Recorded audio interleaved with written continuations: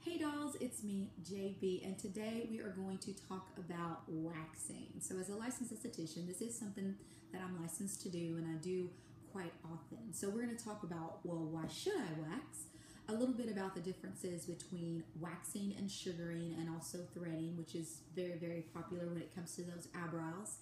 And also what you should look for when you go to get waxed. There's certain things that I feel like when you go into a place that you should be aware of and that you should know so that you are protected, because not all wax stories are always good ones, and we've all heard those bad wax stories, and I always feel like there's a way to know when you get in from the beginning whether or not this is the place that you want to be. And I'm also going to share a story that someone who wasn't a client of mine found me later and told me about. So we're going to go ahead and get started. And you know that I love me some history. So we're going to go into the wonderful history of waxing. And I have my notes down here because I don't like to forget anything.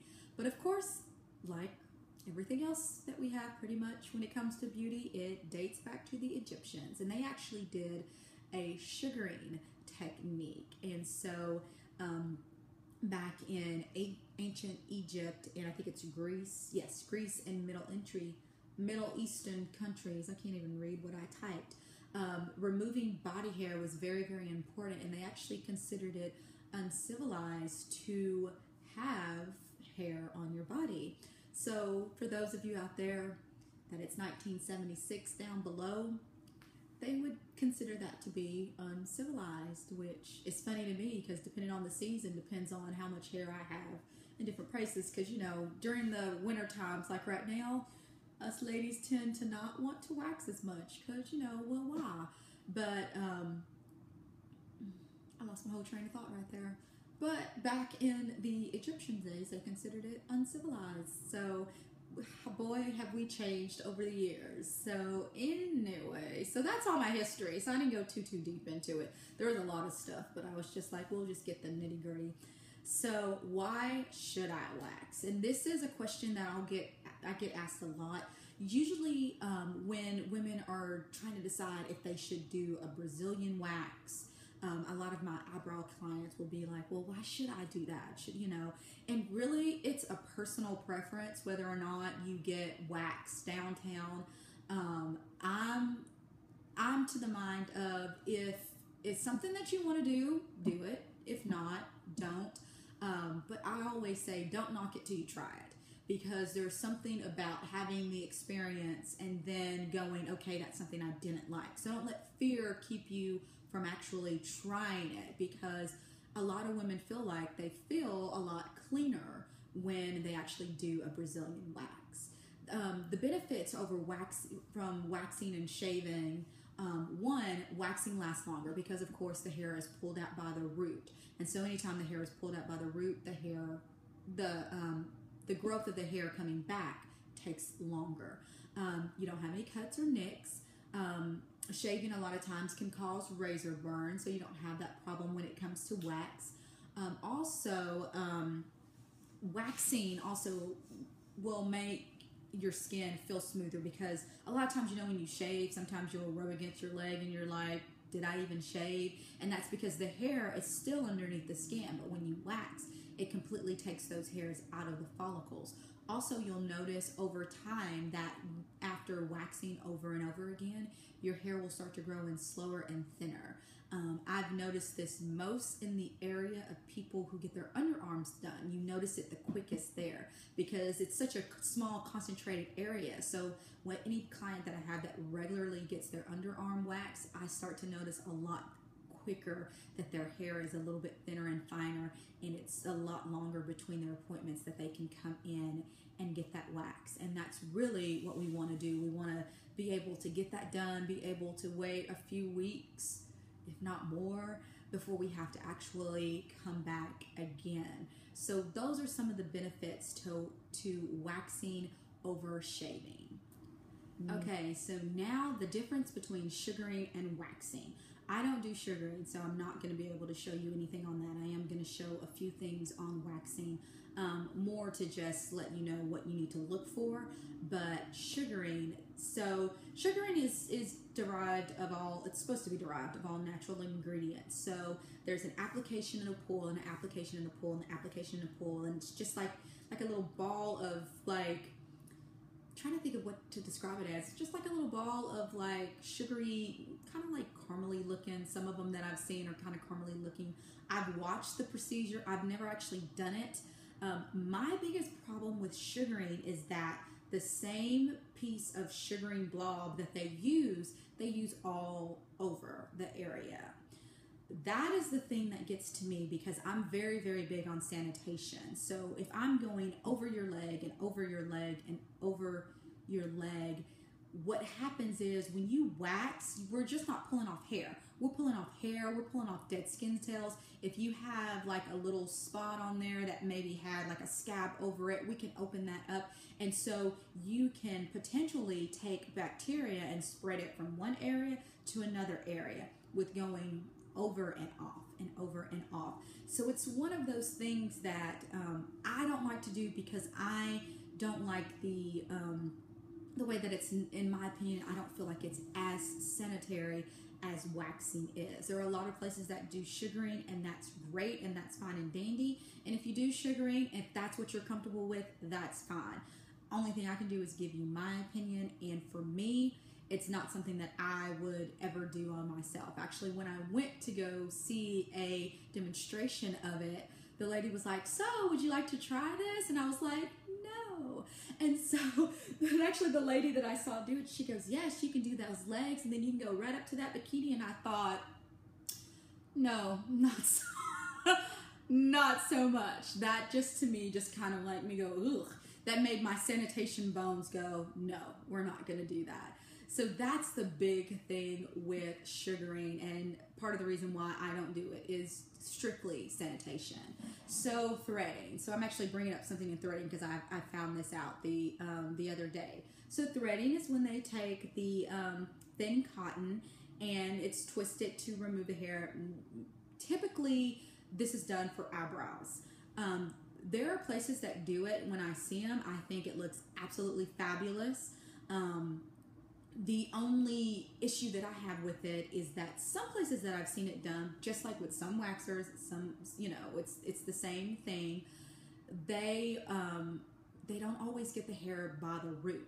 So then you'll notice like you'll have all these little bulbs, and it'll looks like I didn't even get anything done, because they didn't actually pull the hair completely out. And so that's my biggest concern with it. So I would say, if you are getting threaded, or you decide you do want to get threaded, ask questions. That is the most important thing you should do any place you go, is ask questions. I actually found out that it was in, I think it was June 2015 of this year, that Supreme Court was struck down. They wanted to make threaders have to go through a licensing, and that was actually struck down with the Supreme Court. So that means, as of today, there is no licensing backing threading. So just make sure, if you go in, ask questions. How long have you been doing this? Look at pictures that they've done. Find out other people that they've done, and make sure that it's going to be something that you want to do, and make sure they get those hairs out by the root, because that's the number one thing. If they get the hairs out by the root and you like it, keep doing it. There's nothing in it sanitation-wise that makes me go, ugh. So I've never done it. I've thought about trying it, but I'm picky about my eyebrows. I gotta do them myself. I only had one other girl who's done my eyebrows that I've liked, and she's not around here, and so now I do them myself. So I have to take care of all of that on my own. So those are the biggest differences when it comes to sugaring and with threading.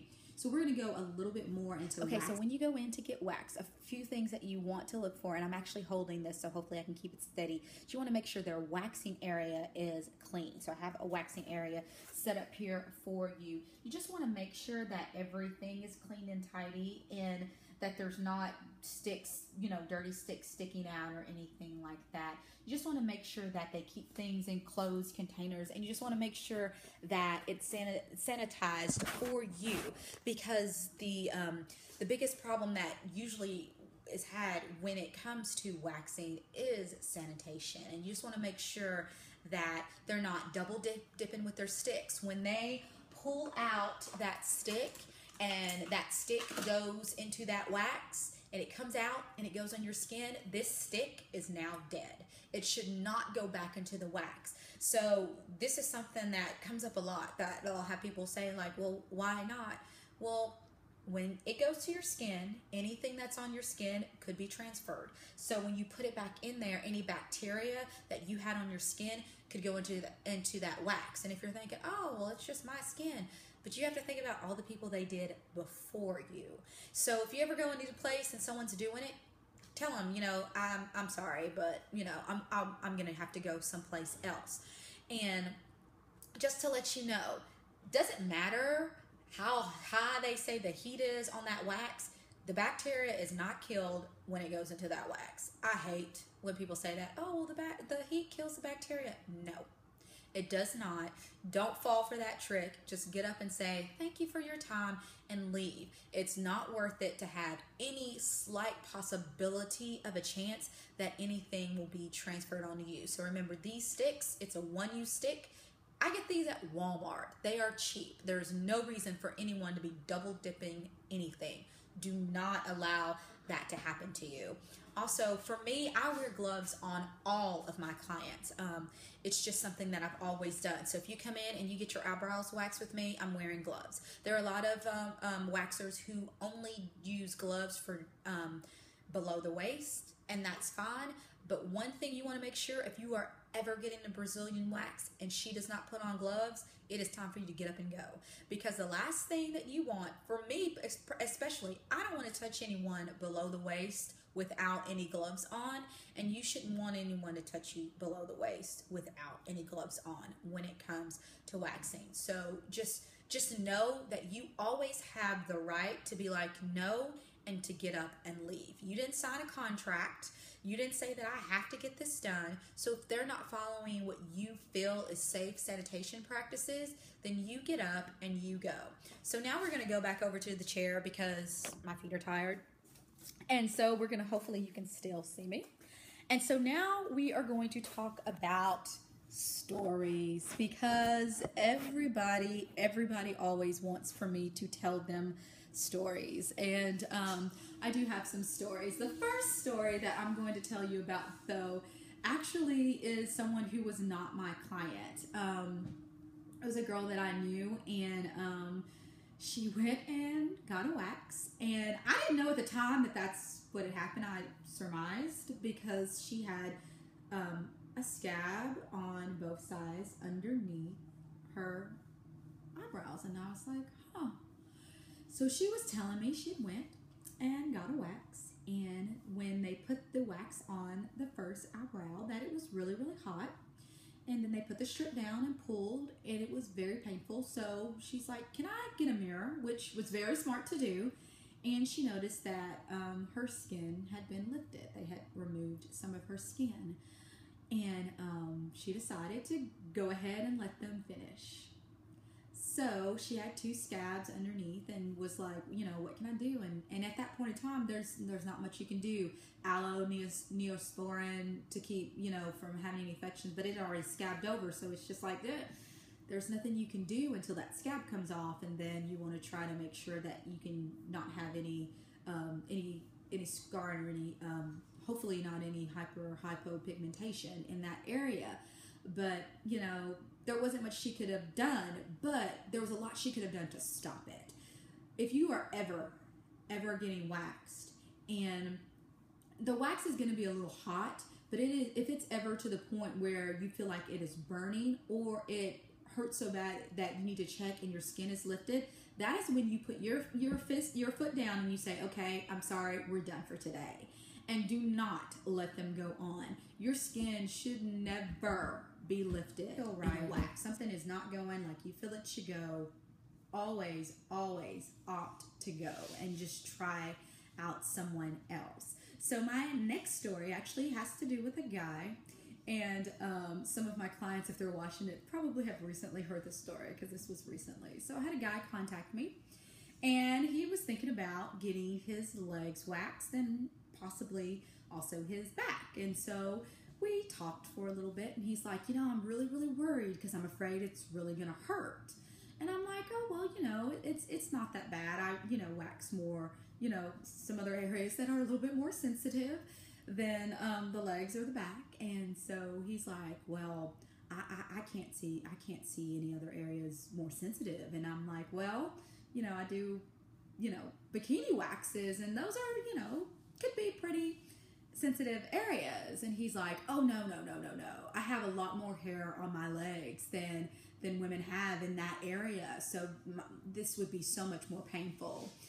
So then I nicely explained to him that I've actually had my bikini and my legs waxed, and trust me, the bikini area hurts way more than the legs. So I actually have to say I love my male clients because they are actually absolutely hilarious. And we all know men, when it comes to that type of pain, are just a little bit more of a baby than us girls are, but they are so much fun with the crazy stuff that they say. So I'll have one more story from one of my clients, actually. She was a client from a while back, so it's okay. It's safe to talk about her. So it was one of my funny Brazilian wax stories. So I'm waxing this lady, and she's a sweet girl, and we're talking, and I'm, going town, and she goes, tell me, mine's the best vagina you've ever seen, isn't it? And I kindly looked at her and said, no, sorry, mine is. So she was quite an interesting gal, but we did have a great time. So the most important thing that I feel when you pick anyone, especially when you're getting those more intimate waxings, you want to make sure that sanitation in place, but you also want to make sure there's someone that you can have a good relationship with, because especially when you've got your legs sprawled open and they're looking at your girl, you've got to know that you're comfortable with that person that is on the other side of that wax stick. So, feel free to, check around and interview and whatever you have to. I have a lot of clients who want to chit chat with me first before they come. And I'm like, you know what? That is perfectly all right and fine and dandy, because the whole thing is that if you're comfortable and I'm comfortable, then we're going to have a great relationship that goes on for years and years. So you want to make sure you just find that perfect fit for you. And that comes for any and every area of waxing. So hopefully today you learned a few things about helping you go through and pick that waxer. So back to I guess now we're to our what am I wearing, if I can remember the order that I do things in. So I'm wearing basically the same makeup that I typically wear, the same brands that I typically wear. I did try something new that I wanted to tell you about. Sorry, the back of my neck is itching. I think it's this sweater. So NYX actually has this. They didn't come out with it. I'm sure they've had it for a while, but I just now apparently discovered it. I usually don't use a roll-on shimmer, but I got this one. It's platinum. And I got a few other colors too because they were on sale. They were $3.99, and then you get the second one 50% off. And I was like, yes. So anyway, it's a roll-on shimmer, and I actually really, really like this. It is a little bit, it can get a little bit messy, but I usually use, I'm usually doing the dip method, and I'm using one that's really, really pigmented. So this isn't as pigmented as some of the other brands that I use, but it goes on really, really easy, and it does, and I'll get real close. It does give you a nice little shimmer. So I'm like, ooh, so I'm feeling it for $3.99 and then 50% off for the next one. So yes, so super, super excited. So that is probably my what am I wearing that's different. The other things that I'm wearing, my typical Urban Decay foundation. I think I'm still using those Maybelline nudes that I tried out a couple of weeks ago. I'm still feeling them. I still have to use my primer. I still have to use my Urban Decay primer because they will disappear if you don't use a primer. And so, and just my regular old ordinary with everything else. So this is my new find. So I guess it's not really a find. I I don't know. I'm a sometimes shimmery person anyway when it comes to like glittery. And so I was just feeling it. I was like, I'm feeling some shimmer and some glimmer. It's Christmas time. Might as well. So that is what we're going on. So it has been a pleasure as always. And also just wanting to let you know, I'm going to be having a concert. No, I'm doing a concert. I'm having a contest coming up pretty soon, and this is actually going to be for someone who in this local area. It's just so that I can get out and get to meet some of you, and so that will hopefully be posted up in the next couple of weeks. I'm working out some logistics with the way that I want the contest to go and making sure that it's going to work the way that I think that it's going to work. So anyway, please find me on all social media platforms: Twitter, Facebook, Instagram, and Snapchat at Spice by JB. And be sure to go below and click like and subscribe. And of course, if you have any questions, please send them to me. And I've been getting some questions and comments, and I love it. And hopefully I can help everyone out as much as I possibly can. I'm trying to think of the question. I can't remember the question. Someone asked me a question the other day. I think it might have been about eye primers. I think that's the big thing right now. Everyone wants to know, like, what eye primer to wear because everyone wants to be all sparkly for the holidays. So anyway, I hope you all have a great week. And remember, stay gorgeous.